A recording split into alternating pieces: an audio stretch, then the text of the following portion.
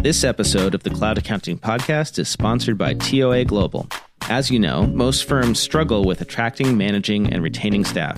And finding staff is getting tougher every day. This is where TOA Global can help. TOA Global is the most professional outsourcing partner to help you build and manage a global accounting team. By building a global team, you'll be able to take away the time-consuming, process-oriented work from your local team while building a cost-effective team offshore. As people experts, TOA Global can help you select and develop your best team members easily using their expert ecosystem of people, security, technology, and professional development tools. To learn how to build your world-class team today, head over to cloudaccountingpodcast.com/TOA Global. That is cloudaccountingpodcast.com/TOAGLOBAL. Welcome to the Cloud Accounting Podcast. I'm Blake Oliver. And I'm David Leary. David, how is Salt Lake City? You are in Salt Lake City for Scaling New Heights. Yes, I was. I left on Father's Day morning, and it was funny. I boarded the plane. I'm sitting on the plane in Tucson Sunday morning, and other Intuit people, because Intuit has an office in Tucson, were boarding the flight, and all I could think was, not a year later, 9 months later, I've left Intuit, and it's another Father's Day. I'm on a flight flying to Scaling New Heights. Like, things don't change. Yeah. Well, I am here in San Diego. So you made it to San Diego now? Okay. Yeah, we drove down to San Diego this afternoon. I'm here for ZeroCon. So we're doing the dueling conferences. I'll be at ZeroCon soon enough. Yes. I fly out on Tuesday at like 3:30. So you're flying out on... When are you getting here? I fly out of San Diego. I fly out of Salt Lake City Tuesday at 5:20, and I think I land at like 6:20 in San Diego. We miss you here, David, but Scaling New Heights needs you because you're there on the ground. Well, there's news out of Scaling New Heights. Yeah. Sunday there was some news, and there was some news on Monday as well. So what's going on? So Sunday, I got in and I made it just in time to the Woodard breakfast. And in my inbox, there was email that dropped. Woodard Network is being rebranded to Woodard Alliance. Okay. So I don't know if you saw that. I don't have a ton of details, but it looks like they're now going to, instead of just having independent Woodard groups, they're going to actually offer savings on conferences. If you're a member of this group, the Woodard Alliance, you're going to be able to get discounted software as part of the Woodard Alliance. Okay. For anybody that wants more details on that, you can go to woodard.com/alliance. And it's just $35 a month. So he's kind of changing the model of his Woodard groups to this alliance instead. So that was an announcement that dropped. And then the other one that I found was interesting on Sunday was Right Networks. So Right Networks had a keynote, and they were talking about how they have QuickBooks Desktop Sync always on.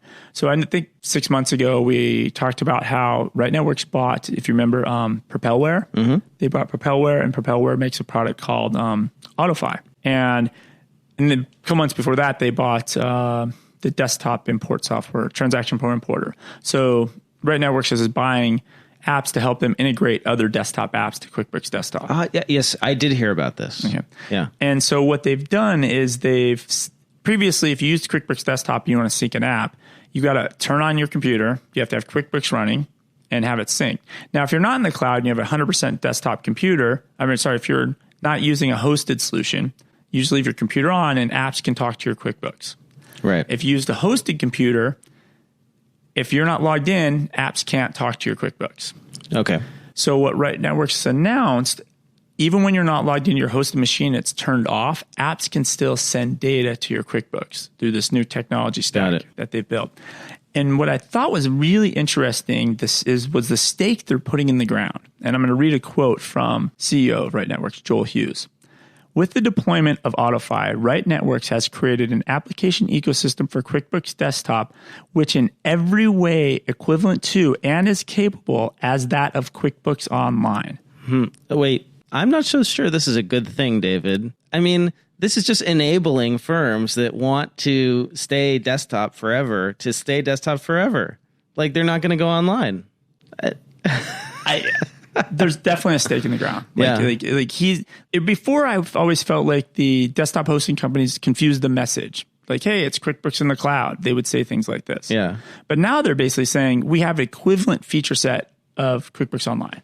Yeah. I mean, how do you feel? Do you think that's like a very gutsy thing to say? Do you? I mean, Yes, it is. And I guess as long as it works, but it's sort of like, I mean, if anything in this chain of applications breaks, the whole system falls apart. We are relying on hosting solutions, fundamentally insecure compared to a true SaaS application, with these like add-ons that are causing data to sync. I feel like it's inevitable that it'll break. All right. I don't know. The good news is on this, I ran into the Desktop Accounting Podcast. Oh, while I yes. was here at Scaling Heights, and I interviewed them this morning. So when you get around to editing that episode and publishing that, they'll have some takes on this as well. Oh, well, I'm very excited to hear from the Desktop Accounting Podcast as to what they think. So that's good. This episode of the Cloud Accounting Podcast is sponsored by Halon Tax. As a new business owner and first-time business tax filer, I needed a peace of mind knowing that my S-Corp return was done correctly. I signed up for Halon Tax, connected my QuickBooks Online, filled out about 4 fields in a wizard, clarified 2 small items with the Halon Tax team. A few days later, I got a text telling me my return was finished. I launched Halon Tax and e-signed my return. The whole end-to-end process was painless and frankly kind of amazing. Now, Halon Tax is working with bookkeepers and accountants like yourself to offer the same amazing experience to your small business clients. They even have a free offering for a 1-year trial for all your clients. This even includes your own dedicated tax CPA. To learn more about this exciting offer from Halon Tax, head over to cloudaccountingpodcast.com/Halon Tax. That is cloudaccountingpodcast.com/HALON TAX. Oh yeah, and Halon Tax also works great with Xero and Wave too. So then Monday news.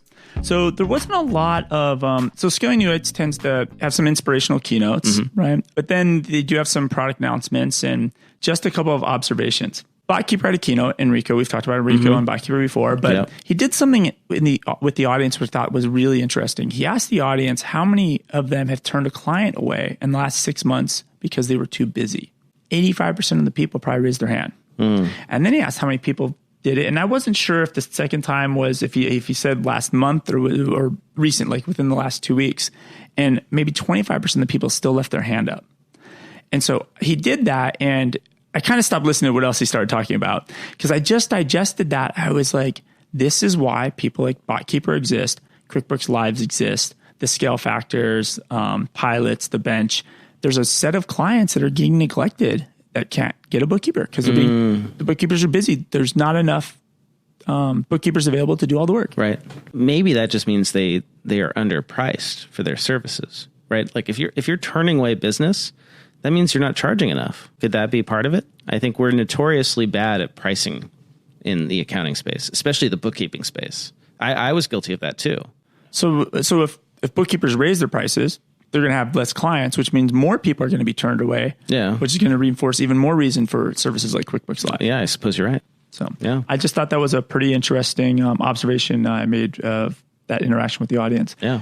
And the other thing, one note I thought that was interesting. I was eating breakfast with somebody Sunday morning, and this person obviously doesn't listen to the Cloud Accounting Podcast. What? How is this possible? But she's a niche accountant. She only does wineries. She's super, super hyper-focused.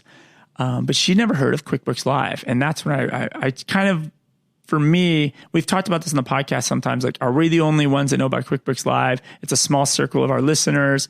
The grand scheme of 100,000 pro advisors, 300,000 bookkeepers, they don't know about QuickBooks Live. So to be at the conference and talk to somebody who's never heard of QuickBooks Live, I thought was pretty eye-opening. Yeah. Well, like you've said on the show many times before, it's a pretty small group of people that are aware of this at this time on Facebook, in these groups. I mean, how many people? A few thousand people?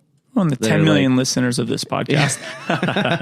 They are aware of it, right? But I mean, we're talking, how many pro advisors are there? 100,000. A few 100,000. Yeah. So I think that they are finally hearing about this for the first time, right? And this is going to be big news to them. So that happened on Sunday. And then the last note is the QuickBooks Online Accountant keynote had some interesting things, features in QuickBooks Online that were in it.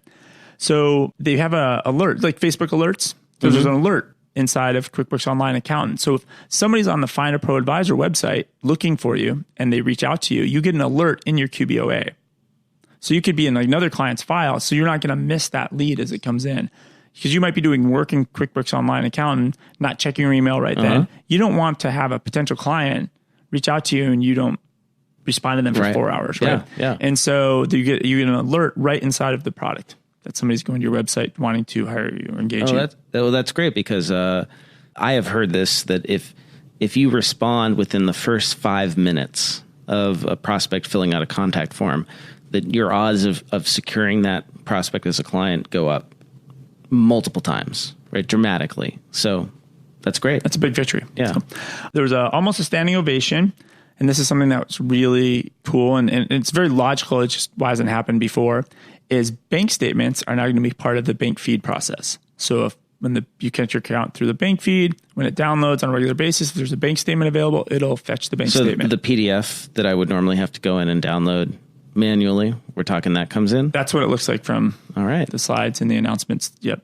Now, it didn't say how many banks, which one's going to work with. I imagine it's going to be Chase, which Intuit's having a deep relationship with. So I imagine that would probably be the first one. But people were clapping. People really love the idea of those bank statements just being there with the bank feed. Yeah. Why should I go through a whole separate process to get a bank statement? Yeah, well, this is making me think of HubDoc and Xero, right? Pulling in those bank statements, those check images. Did they mention check images at all? Anything like that? I don't remember check images being mentioned. I don't remember that. And then the third one, which was pretty interesting, staying with the theme of the week, which I think we're going to hear about at XeroCon, or I don't know if you will hear about that tomorrow at XeroCon, advising. And we mentioned it before, this is the summer of advising. It's all we're going to hear about. Well, QBOA is adding in KPIs, dashboards, industry comparisons. Remember, we talked about what happened to industry comparisons. Well, they're coming back. Yeah. All of this is being added to your QBOA for your client to look at your client's files, so you can do advisory work. That's great. It's the summer of advisory. Advisory is the new cloud. Are you sick of it yet, David? Well, it's only day one. It's scaling new heights. This episode of the Cloud Accounting Podcast is sponsored by LivePlan. Did you know that millions of small businesses use LivePlan products to start their business? Did you know that these small businesses prefer a cloud-based accounting solution 2 times more versus a desktop solution? Did you know that 89% of these small business owners prefer virtual advisory services? Did you know that the number one thing they want from an expert advisor is strategic planning and review? This is even more than general accounting and bookkeeping services. Did you know that LivePlan has an expert advisory directory that you can join to gain access to these millions of small businesses? To learn more about becoming a LivePlan expert advisor, head over to cloudaccountingpodcast.com/LivePlan. That is cloudaccountingpodcast.com/LivePlan. And be sure to check out the LivePlan method to learn how you can grow and scale your advisory business. Yeah, I feel like, remember when everybody's like, you got to go cloud, you got to go cloud. Yeah. We are in the summer that's, you got to go advisory, you got to go advisory. I wonder about that. We're here on the cutting edge of cloud accounting here on the Cloud Accounting Podcast, and many of our listeners have already adopted cloud, but there's still many, many firms that are not even, they're still on desktop. How do they go to the advisory model? I feel like we're almost going too fast. It's a very valid possible argument. I don't know. Maybe we should start the Cloud Advisory Podcast on the side. I think so. An additional property. And that's all I really have from those 2 days. I do have some interviews that I also did. So I did the Desktop Podcast in the morning, Desktop Accounting Podcast. I interviewed Gina Etienne. She is the Director of Diversity and Inclusion at Grant Thornton. So we have a very good interview coming out for that. I had an interview with, believe it or not, Rich Priest. Oh, all right. So I'm looking forward to that. All about QuickBooks Live. So you have a lot of editing to do. I've just stacked you up with things to do. And then I actually have another interview scheduled tomorrow morning with Mayumi Young, and she is the CEO and founder of CPA Moms. And hopefully she could be a good interview tomorrow. She had a good keynote the night before. Well, it sounds like you've been busy, David. You've got more to do tomorrow. I hope you can keep your voice, because it sounds like you're already starting to lose your voice. I'm working the booth. I'm in the auto entry booth. You talk to a lot of bookkeepers, you start to lose your voice. And I'm looking forward to seeing you in person here in San Diego, because you're coming to XeroCon. 24 hours from now, we'll be doing this together in person. I'm very excited about that. And we've got some great interviews lined up for XeroCon. And safe travels. And then tomorrow when we record together, that'll be the first time we've recorded together face-to-face since QuickBooks Connect. Yes. Yeah. Wow. 45, 50 episodes. It's amazing, right? Here we are, episode 86, something like that, I think. Yeah, don't quote me on that. So I think that's a wrap, and then we'll do another episode tomorrow, everybody, with XeroCon highlights and any Scaling New Heights highlights that happen. All right. See you soon, David. All right. Later, Blake. Bye, everybody.